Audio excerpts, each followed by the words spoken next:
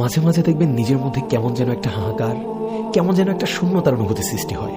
মনে হবে সবকিছু থেকেও কি যেন নেই, সবার মাঝে থেকেও নিজেকে মনে হবে বড্ড একা।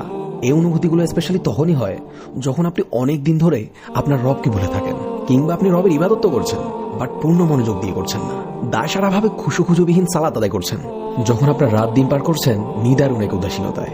প্রকৃতপক্ষে আমাদের সবার হৃদয়ে একটি অপূর্ণতা, একটি শূন্যতা রয়েছে, যে শূন্যতা আল্লাহ ছাড়া দুনিয়ার অন্য কিছু দ্বারা পূর্ণ করা সম্ভব না। তাই নিজের অসহায়ত্বের করুণ মুহূর্তগুলোতে আল্লাহর কাছে নিজেকে পরিপূর্ণ সঁপে দিন। যেভাবে সম্ভব নীরবে, ফুপিয়ে অথবা হাউমাউ করে আল্লাহর দরবারে ইচ্ছে মতো কাঁদুন। আপনার রবের কাছে যে আপনার চোখের পানি অনেক মূল্যবান, আপনি তো তা জানেনই। আল্লাহ তার পাপিষ্ঠ বান্দাদের শাস্তি দেওয়ার জন্য জাহান্নাম সৃষ্টি করেছেন, আর এই জাহান্নামে রয়েছে ভয়ঙ্কর আগুন যা বান্দার কলিজা পর্যন্ত ভেদ করে ফেলবে। আর এই আগুনকেই দুনিয়ার সাগর, উপসাগর, মহাসাগর সবকিছু দিয়ে নিভানো সম্ভব না হলেও আপনার এক ফোঁটা চোখের পানি এই আগুন নিভিয়ে দিতে সক্ষম। সুবহানাল্লাহ। আমাদের রব আমাদের চোখের পানিকে কতটা ভালোবাসেন আমরা কি কখনো কল্পনা করেও